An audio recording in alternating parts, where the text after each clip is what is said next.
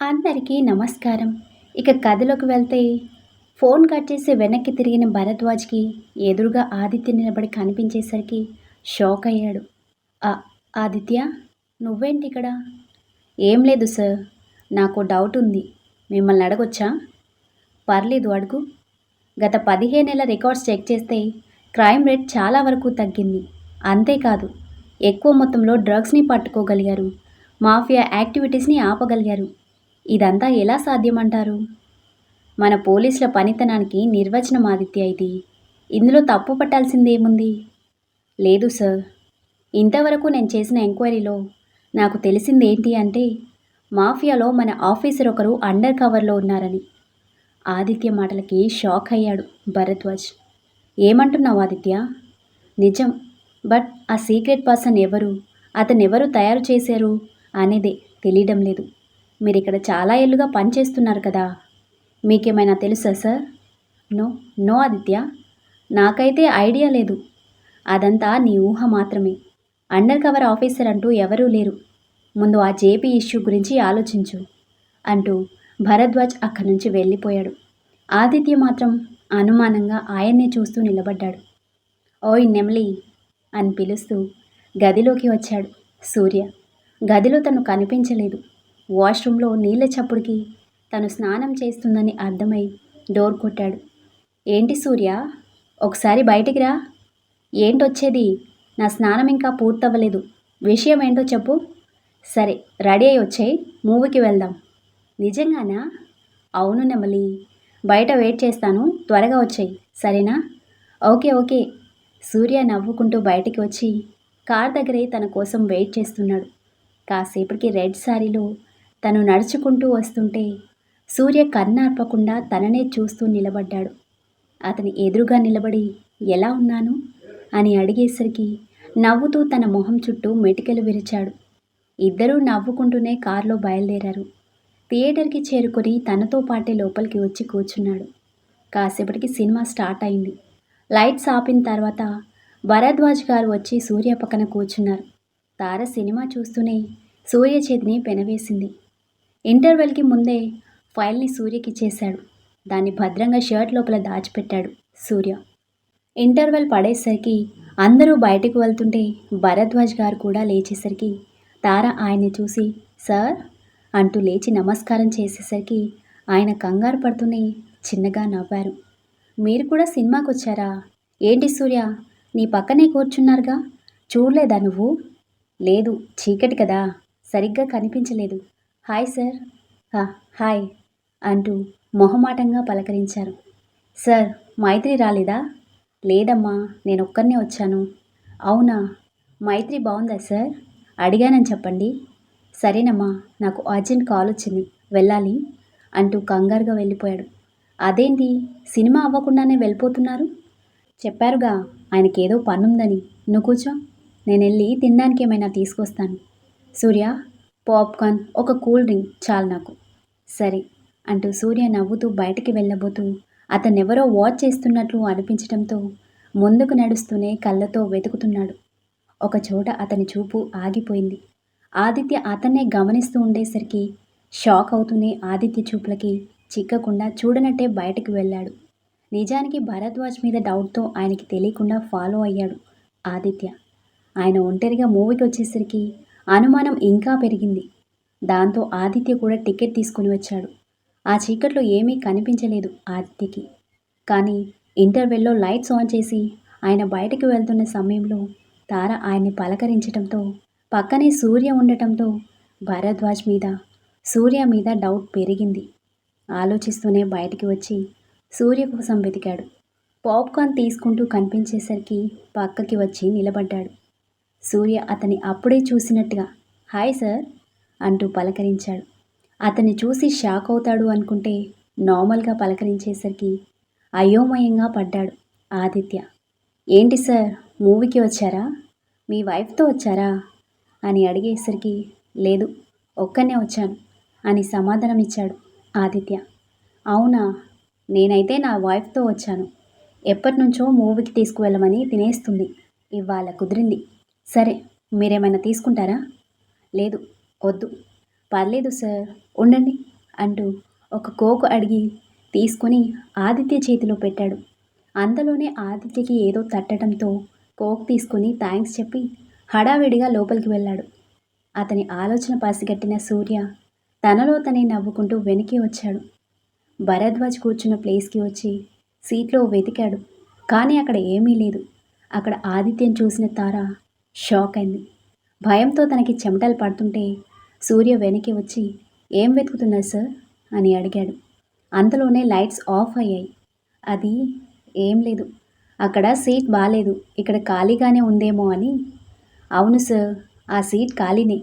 ఇందాకే మీ DIG sir ఏదో పని ఉందని వెళ్ళిపోయారు. కావాలంటే మీరు కూర్చోవచ్చు అంటూ తారా పక్కకి వచ్చి కూర్చున్నాడు. థ్యాంక్స్ అంటూ ఆదిత్య కూడా సూర్య పక్కనే సెటిల్ అయ్యాడు. టెన్షన్తో తారకి చేతులు వణుకుతుంటే సూర్య తన చేతిని పట్టుకుని సముదాయిస్తూ పాప్కార్న్ చేతిలో పెట్టాడు. పాప్కార్న్ తినే మూడ్లో ఉన్నానా, ఆయన ఎందుకు వచ్చారు అంటూ నెమ్మదిగా అడిగింది తార. రిలాక్స్ నెమలి, నేను చూసుకుంటాను కదా అని తనకి సర్ది చెప్తూనే పక్కకి తిరిగి ఆదిత్యని చూసి స్మైల్ ఇచ్చాడు. ఒక్కరే వచ్చారేంటి సార్ అంటే, నేను వేరే పని మీద వచ్చాను, వెయిట్ చేయాల్సి వస్తే ఇలా మూవీకి వచ్చేసాను. ఓ, అంటే సార్ డ్యూటీ మీదే వచ్చుంటారు. ఓకే సార్, క్యారీ ఆన్ అంటూ తారతో ముచ్చట్లాడుతూ సినిమా చూస్తున్నాడు సూర్య. తారకి టెన్షన్గా ఉన్నా తను టెన్షన్ పడితే ఆదిత్యకి డౌట్ వస్తుందని తను కూడా నార్మల్గా కూర్చుంది. ఏంటిది, నిజంగానే సూర్యకేమీ తెలీదా? నేనే రాంగ్ రూట్లో వెళ్తున్నానా? భరద్వాజ్ గారు మధ్యలోనే ఎందుకు వెళ్ళిపోయారు? అసలు ఆయన సూర్య పక్కనే ఎందుకు కూర్చున్నారు? యాదృచ్ఛికంగా జరిగిందా, లేదంటే ప్లాన్ ప్రకారమే మూవీకి వచ్చారా? ఏమీ అర్థం కావడం లేదు. మనసులోనే వేల ప్రశ్నలతో సతమవుతూ సినిమా మీద దృష్టి పెట్టలేక లేచి వెళ్ళబోతుంటే ఏమైంది సార్ అని అడిగాడు సూర్య. ఏం లేదు, టైం అయింది వెళ్ళాలి అంటూ బయటికి వెళ్ళిపోయాడు. తార రిలాక్స్ అయింది. థ్యాంక్ గాడ్, ఆయన్ని చూసేసరికి టెన్షన్ వచ్చేసింది సూర్య అని తార చెప్పేసరికి నవ్వుతూ తన వైపు చూశాడు సూర్య. చాలే, అందరినీ టెన్షన్ పెట్టి నువ్వు మాత్రం కూల్గా ఉంటావు. అసలేం జరుగుతుంది? ఆదిత్య నా మీద అనుమానంతో ఇక్కడికి వచ్చాడు. ఏంటి? కానీ నీ మీద డౌట్ ఎందుకు వచ్చింది? నా మీద డౌట్ ఎప్పటి నుంచో ఉంది. ఐ థింక్ వీడు భరద్వాజ్ గారిని ఫాలో అవుతూ వచ్చుంటాడు. ఇక్కడ ఆయన పక్కన నేను కనిపించేసరికి ఆ డౌట్ నా మీదకి షిఫ్ట్ అయింది. భరద్వాజ్ గారు పోలీసే కదా, మరి ఆయన ఎందుకు ఫాలో అవుతున్నాడు? ఆయన మీద డౌట్ వచ్చి ఉంటుంది. ఆయన మీద డౌట్ ఎందుకు? డౌట్ ఎందుకు వచ్చిందో నాకు తెలియదు, కానీ ఆయన్ని నా పక్కన చూడగానే మేమిద్దరం కలిసి ఏదో చేస్తున్నామని ఆదిత్యకి మా ఇద్దరి మీద డౌట్ పెరిగింది. మీరిద్దరూ కలిసి ఏం చేస్తారు అంటూనే సూర్యని చూసేసరికి నవ్వుతూ కనిపించాడు సూర్య. మూవీ రన్నింగ్లో ఉండటంతో ఆ వెలుగు వల్ల అతని మొహంలో భావాలు తనకి అర్థమవుతూనే ఉన్నాయి. అంటే భరద్వాజ్ గారిని కలవడానికే మూవీకి వచ్చావా? అదొకటే కాదనుకో, నీతో కలిసి మూవీ చూడాలని. కవర్ చేసుకోకు, నాకు అర్థమైంది నువ్వు నీ పని కోసం నన్ను తీసుకొచ్చావని. అలా కాదే, చుప్, మాట్లాడకు నాతో. అరే కాదని చెప్తున్నా కదా, మాట్లాడొద్దని చెప్పానా? ఒట్టి మట్టి బుర్ర నాది. మూవీకి వెళ్దామనగానే చీర కట్టుకొని సింగారించుకొని మరీ వచ్చేసాను చూడు, బుద్ధి లేదు నాకు. ఆ అమ్మాయి గారు అలకపాను పెక్కినట్టున్నారే. తార మూతి తిప్పుతూ పక్కకి తిరిగి కూర్చుంది. చుట్టూ జనం ఎక్కువగా ఉండటంతో తనని కదిలించలేదు. మూవీ అయిన తర్వాత బయటికి వచ్చి కారులో బయలుదేరారు. తార ఇంకా మూతి ముడుచుకొని కూర్చుంది. ఓయ్, నువ్వు ఇలా అలకలు పూనితే నేను పాత సూర్యలా మారాల్సి వస్తుంది. ఇటు చూడు అంటూ తన చెంపలు పట్టుకుని అతని వైపు తిప్పుకున్నాడు. ఇప్పుడు ఏమైంది? అటు నా పని పూర్తయింది, ఇటు మనం సంతోషంగా మూవీ కూడా చూసాం. ఇంకెందుకు ఈ అలక చెప్పు? సరేలే, అలిగితే మాత్రం బుజ్జగించే రకమా నువ్వు? తెలుసు కదా, మరెందుకు ప్రయోగాలు చేస్తావు? ఏమో, నా మీద ప్రేమను చూపిస్తూ బుజ్జగిస్తావని. భార్యగా నేను ఆశపడటంలో తప్పులేదు కదా, కానీ తమరు సూర్యాబాయ్ కదా, అలా ఎందుకు చేస్తారు? ఇంటికి చేరటంతో కార్ ఆపి తన వైపు చూశాడు. మూతి తిప్పుతూ కార్ దిగి లోపలికి వెళ్ళిపోయింది. సూర్య కూడా వెనకే వచ్చాడు. గదిలోకి వస్తూనే డోర్ క్లోజ్ చేసి వెనుక నుంచి తనని హత్తుకున్నాడు. నాకు బుజ్జగించటం రాదని, నీ మీద ప్రేమ లేదు అనుకోకు నెమలి అంటూ తనని అతని వైపు తిప్పుకున్నాడు. అందరిలా నా ప్రేమని నేను బయటికి చూపించలేను, కానీ ఒక్క మాట చెప్పగలను. నా ప్రపంచం వేరు, నా దారి వేరు. అయినా నేను సంతోషంగా ఉండగలుగుతున్నాను అంటే అది నీ ప్రేమ వల్లే. నీ ప్రేమే నా బలం. అర్థమైందా? హ్మ్. సూర్య గుండెల మీద వాలుతూ గట్టిగా హత్తుకుంది. నాకు కూడా నీ ప్రేమే బలం సూర్య. నిర్మానుష్యంగా మారిపోయిన నా జీవితానికి నీ ప్రేమతో రంగుల హరివిల్లుగా మార్చేశావు. నాకు పెద్దగా కోరికలేం లేవు. నీ ప్రేమలో జీవితాంతం ఇలానే ఒదిగిపోవాలి. తార నిద్రపోయిన తర్వాత భరద్వాజ్ గారికి ఇచ్చిన ఫైల్ తీసుకుని బాల్కనీలో కూర్చున్నాడు సూర్య. ఆ ఫైల్ ఓపెన్ చేయగానే దేవకి ఐపీఎస్ అనే సిగ్నేచర్ చూసి కళ్ళల్లో నీళ్లు తిరిగాయి. ప్రేమగా ఆ పేరు మీద వేలితో తడిమాడు. వాళ్ళ అమ్మ సిగ్నేచర్ ఇప్పటికీ గుర్తుంది సూర్యకి. అతనికి అన్నం తినిపించిన క్షణాలు, అల్లరి భరించిన క్షణాలు కళ్ళ ముందు కదులుతుంటే కాసేపు ఆ ఫైల్ని గుండెలకి హత్తుకున్నాడు. మీ చావుకి కారణమైన వాడి కోసమే వెతుకుతున్నానమ్మా. ఇంతకాలం వాడి గురించి ఏమీ తెలుసుకోలేకపోయాను. కానీ ఇన్నేళ్ల తర్వాత నీ ఎంక్వైరీ ఫైల్ నా దగ్గరికి వచ్చిందంటే ఖచ్చితంగా వాడి గురించి తెలుస్తుంది అనే నమ్మకంతో ఉన్నాను. కన్నీళ్లు తుడుచుకొని ఫైల్ ఓపెన్ చేశాడు. సూర్య చూసిన ముసుగు రూపంలోనే జేపీ ఫోటో కనిపించింది. కానీ క్లియర్గా లేదు. అతని కళ్ళు తప్ప ఏమీ కనిపించటం లేదు. అంటే ఈ జేపీనేనా నా ఫ్యామిలీని చంపింది? ఇన్నేళ్ళు వీడు అబ్స్కెండ్ అవ్వడం వల్ల వీడి డీటెయిల్స్ నాకు తెలియలేదు. జేపీ, ఒకవేళ నువ్వు ఇండియాకి రాకపోయుంటే నేను నిన్ను రప్పిస్తాను. ఇక నుంచి నా అసలైన వేట మొదలవుతుంది. సూర్య మొబైల్ రింగ్ అయ్యేసరికి ఫోన్ లిఫ్ట్ చేశాడు. సూర్య అని స్నేహ పిలుపు వినిపించేసరికి మౌనంగా ఉండిపోయాడు. సూర్య, సూర్య, ఉన్నావా? చెప్పు. ఒకసారి ఇంటికి రా, నీతో మాట్లాడాలి. స్నేహ, నన్ను మర్చిపోమని చెప్పాను కదా. నువ్వు అనవసరంగా చిక్కుల్లో పడటం నాకు ఇష్టం లేదు. వదిలేయమ్మా. ఏంట్రా వదిలేసేది? చిన్నప్పుడు అమ్మ మనకు విషయం చెప్పేది గుర్తుందా నీకు? పరిస్థితులు ఎలా మారినా మీరిద్దరూ ఒకరికొకరు తోడుగా ఉండాలి అని అమ్మ చెప్పేది. వాళ్ళు మనతో లేకపోవచ్చు, కానీ అమ్మ నాన్న పంచిన ప్రేమ మనతో ఎప్పుడూ ఉంటుంది. అది కాదు స్వీటీ, ఇంకేం మాట్లాడొద్దు. ఆదిత్య ఇంట్లో లేడు. ఏదో కేసు పని మీద ఊరెళ్తున్నా అని చెప్పాడు. ప్లీజ్ త్వరగా రారా అంటూ ఫోన్ పెట్టేసింది. సూర్య కాసేపు ఆలోచించి స్నేహ దగ్గరికి బయలుదేరాడు. సిద్ధు కూడా అక్కడే ఉండటంతో ఇద్దరూ సూర్య కోసం ఎదురు చూస్తున్నారు. అవును, తాతయ్య సూర్యతో ఏం మాట్లాడాలనుకుంటున్నారు స్వీటీ? తెలీదు సిద్ధు. చాలాసార్లు వాడిని తీసుకురమ్మని అడిగారు, కానీ ఆదిత్యకి డౌట్ వస్తుందని తీసుకురాలేదు. ఇప్పుడు వస్తున్నాడుగా, తెలుస్తుందిలే. కాసేపటికి సూర్య ఇంట్లోకి రావటంతో ఇద్దరూ సంతోషంగా అతని పక్కకి చేరారు. ఏమైంది స్వీటీ, ఏమైనా ప్రాబ్లమా అంటూ తన తల నిమురుతూ అడిగాడు సూర్య. లేదు, తాతయ్య నీతో మాట్లాడాలి అన్నారు, అందుకే. ఏం మాట్లాడాలి? మన కుటుంబాన్ని ఎలా చంపించాడో చెప్తాడా, లేదంటే ఎవడు చంపాడో చెప్తాడా? ఇప్పుడు నాకు రెండూ అవసరం లేదు. ఎందుకంటే చంపిన వాడెవడో నాకు తెలిసిపోయింది. రేయ్, ఎందుకంత మొండితనం? ఈ 18 ఏళ్ళుగా ఆయన కుమిలిపోతూనే ఉన్నాడు. ఒకసారి మాట్లాడితే తప్పేముంది అని సిద్ధు వారిస్తూనే సూర్య చేయి పట్టుకుని రంగారావు ఉన్న గదిలోకి తీసుకువచ్చాడు. ఆయన్ని చూడగానే సూర్య కళ్ళు ఎర్రబడ్డాయి, కానీ కంట్రోల్ చేసుకుంటున్నాడు. సిద్ధు ఆయన పక్కకి వచ్చి తాతయ్య, తాతయ్య అంటూ పిలిచేసరికి కళ్ళు తెచ్చి చూశాడు. సూర్య వచ్చాడు తాతయ్య. వచ్చాడా? ఎక్కడా అంటూ లేవడానికి ప్రయత్నిస్తూ వీలు పడక బెడ్ మీద వాలిపోయాడు. స్నేహ అతని చేయి పట్టుకొని పెద్ద ఆయన దగ్గరికి తీసుకొచ్చింది. సూర్యబాబు అంటూ అతని మొహాన్ని తడుముతూ కన్నీళ్లు పెట్టుకునేసరికి సూర్యకి కూడా జాలేసింది ఆయన మీద. ఆయన చేయి పట్టుకొని పక్కనే కూర్చున్నాడు. సూర్యబాబు, మీ కుటుంబం చావుకి కారణం నేనే, కానీ నేను తెలిసి చేయలేదు. నమ్మించి మోసం చేశాను. అసలేం జరిగింది చెప్తాను బాబు. నీకు నిజం చెప్పడానికే నేను ఇంకా బ్రతికున్నాను. మీ నాన్నకి పక్క టౌన్కి ట్రాన్స్ఫర్ అయింది. మిమ్మల్ని వదిలి ఉండలేక దూరమైనా సరే ఇంటి నుంచే వెళ్ళి వచ్చేవాడు. అలాంటి సమయంలోనే మీ నాన్న డ్యూటీకి వెళ్తున్న సమయంలో పక్కనే ఉన్న అడవి మార్గం గుండా వెళ్తే గంటలోనే అతను పనిచేసే స్టేషన్కి చేరుకోవచ్చు. దాంతో రోజు బైక్ మీద ఆ రూట్లోనే వెళ్ళి వస్తుండేవాడు. ఆ రోజు కూడా అలానే డ్యూటీకి బయలుదేరాడు. కానీ మార్గం మధ్యలో ఒక పెద్ద ట్రక్ యాక్సిడెంట్ అయి కనిపించింది. దాంతో బండి ఆపి డ్రైవర్ కోసం చూశాడు. అప్పటికే అతను మరణించాడని అర్థమై ఆ ఏరియా దేవకి పనిచేసే స్టేషన్ పరిధిలోకి రావడంతో తనకి ఫోన్ చేసి విషయం చెప్పాడు. దాంతో వెంటనే అంబులెన్స్ని ఫోర్స్ని తీసుకుని అక్కడికి వచ్చింది తను. ఆ ప్లేస్ని పరిశీలిస్తూనే డ్రైవర్ శవాన్ని వెలికి తీయించింది. ఏమైంది వెంకట్? తెలీదు. నేను చూసేసరికి యాక్సిడెంట్ అయింది. అయినా నువ్విక్కడికి ఎందుకు వచ్చావు? సరిపోయింది. నీ ఎంక్వైరీ నా మీదే మొదలు పెట్టావా? నీకు చెప్పానుగా, అడవి దారిలో వెళ్తే నా స్టేషన్కి త్వరగా చేరుకోవచ్చు అని. నేను రోజు ఈ రూట్లోనే వెళ్తున్నాను దేవకి. అనుమానంతో అడగలేదులే, ఎఫ్ఐఆర్లో రాయాలి కదా. ఇంతకీ ఈ ట్రక్లో ఏముండుంటుంది? ఏమో. అయినా ఇంత చిన్న దారిలో ఇంత పెద్ద ట్రక్తో వచ్చాడంటే ఆ డ్రైవర్ పెద్ద మూర్ఖుడై ఉంటాడు. మూర్ఖుడు కాదు, అతి తెలివైన వాడెవడో పంపించి ఉంటాడు.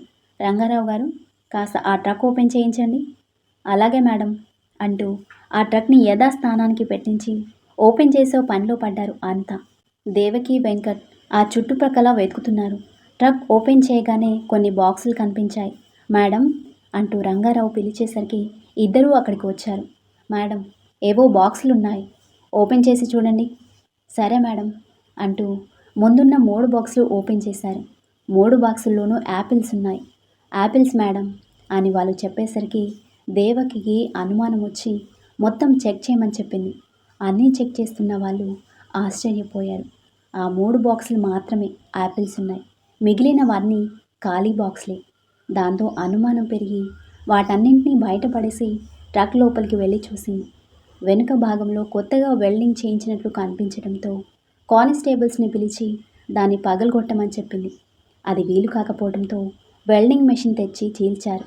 లోపల 6 ఆడపిల్లలు స్పృహ లేకుండా కనిపించేసరికి అందరినీ కింద పడుకోబెట్టించి అంబులెన్స్ని పిలిపించి అందరినీ హాస్పిటల్కి తీసుకువెళ్లారు. అప్పటికే మీడియాకి న్యూస్ లీక్ అవ్వడంతో ఆ ట్రక్ని ఆ ప్లేస్ని చూపిస్తూ న్యూస్ రిలీజ్ చేశారు. హాస్పిటల్ బయట న్యూస్ ఛానల్ వాళ్ళకి రిపోర్ట్ ఇచ్చి లోపలికి వచ్చింది దేవకి. వెంకట్ అక్కడే ఉన్నాడు. డాక్టర్ ఏమైనా చెప్పారా వెంకట్? లేదు, ఇంకా ట్రీట్మెంట్ జరుగుతుంది. స్కౌండ్రల్స్, పిల్లల జీవితాన్ని నాశనం చేస్తున్నారు. వాళ్ళెవరైనా సరే వదిలిపెట్టను. అవును, అసలు ఆ రూట్ ఏ రూట్లకి కనెక్ట్ అయి ఉంది? మొత్తం 3 ఏరియాస్కి కనెక్ట్ అవుతుంది దేవకి. ఒకటి నేను పనిచేసే స్టేషన్, రెండోది అక్కయ్యపురం అనే విలేజ్కి, మూడోది ఒక హిల్ స్టేషన్. ఓ వెంకట్, ఈ కేసులో నాకు నీ హెల్ప్ కావాలి. ఆ 3 రూట్స్ చెక్ చేసి ఏదైనా సస్పీషియస్గా ఉందేమో తెలుసుకోగలవా? ష్యూర్, 2 డేస్లో నీకు రిపోర్ట్ ఇస్తాను. Thank you. డాక్టర్ బయటికి రావడంతో ఇద్దరూ దగ్గరికి వెళ్ళారు. డాక్టర్, ఎలా ఉన్నారు వాళ్ళు? సారీ అండి, మీరు తీసుకొచ్చిన 6గురిలో ఇద్దరిని కాపాడలేకపోయాం. వాళ్ళకిచ్చిన డ్రగ్ డోస్ ఎక్కువ అవ్వటం వల్ల బ్రెయిన్ డెడ్ అయి చనిపోయారు. మిగిలిన 4 పరిస్థితి కూడా క్రిటికల్గానే ఉంది. Multiple fractures and multiple rape attempts వల్ల. డాక్టర్ చెప్తుంటే వినలేక వద్దని చేయి అడ్డు పెట్టింది దేవకి. వాళ్ళ పరిస్థితి ఏం బాలేదు మేడం అని చెప్పి వెళ్ళిపోయారు డాక్టర్. దేవకి బాధగా అక్కడే కూలబడింది. దేవకి, ఏంటిది? పాపం వెంకట్, మన సారిక వయసు ఉంటుంది వాళ్ళకి. ఎంత నరకం అనుభవించి ఉంటారు. వాళ్ళని నడి రోడ్డు మీద ఉరి తీయాలి. కూల్ డౌన్ దేవకి, ముందు ఆ విధవలెవరో కనిపెట్టాలి.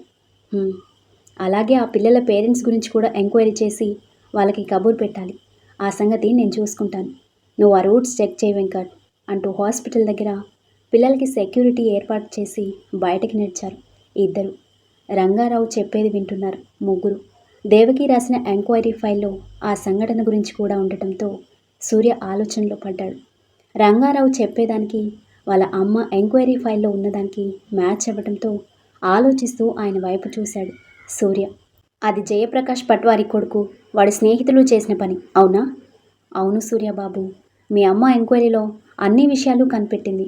ఆ జేపీ కొడుకు, వాడి స్నేహితులు మరో 4 కలిసి చేసిన దుర్మార్గం ఇది. ఆ పిల్లలు ఇంకా పనికిరారని తెలిసిన తర్వాత వాళ్ళని దూరంగా తీసుకువెళ్ళి ట్రక్తో సహా తగులుబెట్టేయమని పంపించారు. అనుమానం రాకుండా యాపిల్స్ లోడ్ అని నమ్మించడానికి అన్నీ సెట్ చేశారు. కానీ అనుకోని విధంగా ఆ ట్రక్ యాక్సిడెంట్ అయ్యి అది మీ నాన్న కంటపడడంతో ఆ పిల్లల్ని కాపాడగలిగాం. ఇదంతా కనిపెట్టిన మీ అమ్మా నాన్న వాళ్ళని అరెస్ట్ చేసి జైల్లో పెట్టారు. ఆ తర్వాత వాళ్ళని వదిలేయమని చాలా బెదిరింపు కాల్స్ వచ్చాయి. రాజకీయ నాయకుల నుంచి కూడా ప్రెషర్ ఎక్కువ అయ్యేసరికి ఆ అబ్బాయిలు ఎవరో సీక్రెట్గా ఎంక్వైరీ మొదలుపెట్టారు.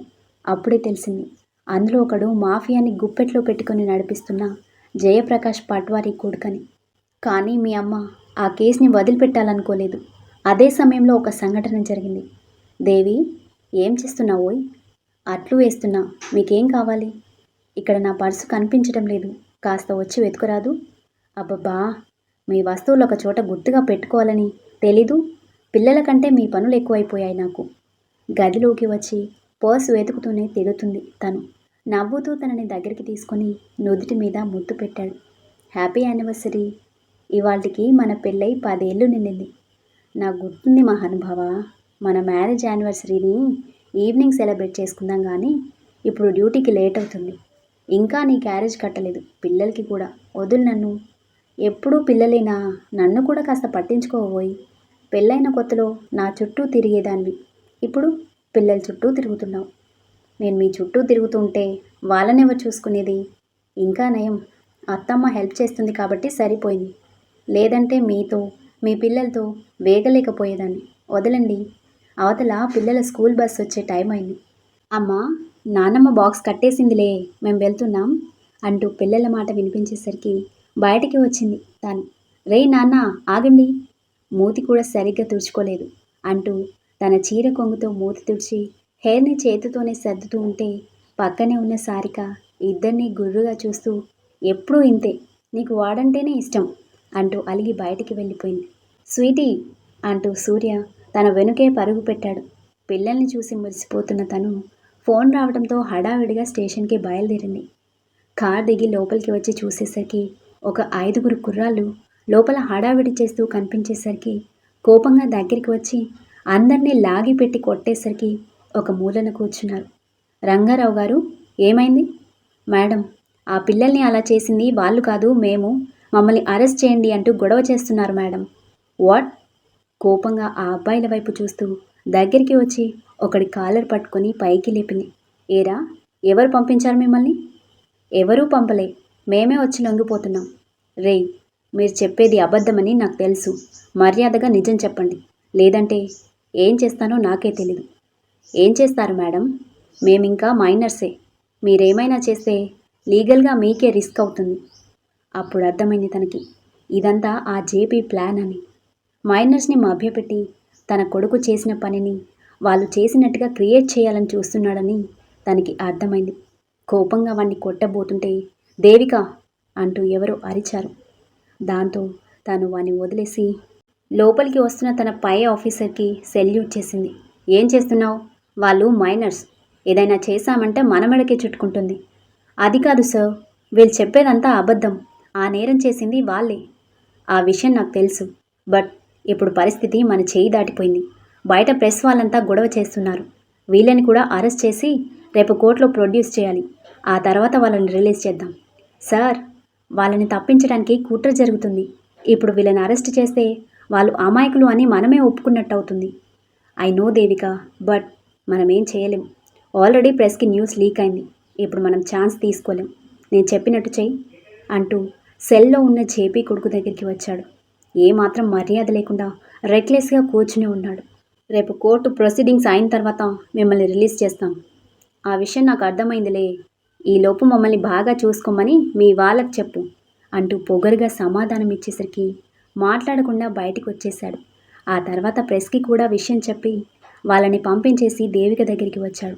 దేవిక, నేనెప్పుడూ అనుకోలేదు సార్ మీరు కూడా వాళ్ళతో కలిసిపోతారని. ఆ ప్లేస్లో మీ కూతురే ఉండుంటే వాళ్ళని ఇలాగే వదిలేసేవారా? ఆవేశపడటానికి మనం సామాన్యులం కాదు దేవిక, పోలీసులం. ఏది చేసినా ఆలోచించి చేయాలి. వాడు జేపీ కొడుకు అని నువ్వేగా చెప్పావు. వీన్ని ఒక్కని శిక్షిస్తే సరిపోతుందా? వాడి బాబుని కూడా శిక్షించాలి కదా? సార్, నువ్వు విన్నది కరెక్టే. ఆ జేపీ సూర్యాబాయ్ అనే ఒక డాన్ని తయారు చేశాడు. వాణ్ణి మనం పట్టుకోవాలి. నా దగ్గర ఒక ప్లాన్ ఉంది, ఫాలో అవ్వు అంటూ తనకి ప్లాన్ వివరించాడు. తన మొహంలో నవ్వు విరిసింది. Thank you sir. ఒక్క క్షణం నాకు బాధేసింది, మీరు కూడా వాళ్ళలో కలిసిపోయారేమో అని. కానీ మా భరద్వాజ్ సార్ ఎప్పటికీ మారరని నిరూపించారు. Thank you so much. Come on Devika, దుర్మార్గుల్ని మనం డైరెక్ట్గా ఏమీ చేయలేనప్పుడు ఇలా దొంగ దెబ్బ తీయడమే కరెక్ట్. బట్ ఇవాళ రాత్రికి మొత్తం పూర్తవ్వాలి. రేపు వాళ్ళు కోర్టు మెట్లెక్కారు, ఇక మనం వాళ్ళని ఏమీ చేయలేం. ఓకే సార్, నేను చూసుకుంటాను. గుడ్. నీకు నమ్మకం ఉన్న వాళ్ళని తీసుకువెళ్ళు. Okay sir. స్టోరీ నచ్చితే లైక్ చేయండి, కామెంట్ చేయండి, ఇంకా సబ్స్క్రైబ్ చేసుకోండి. Thank you. మళ్ళీ కలుద్దాం.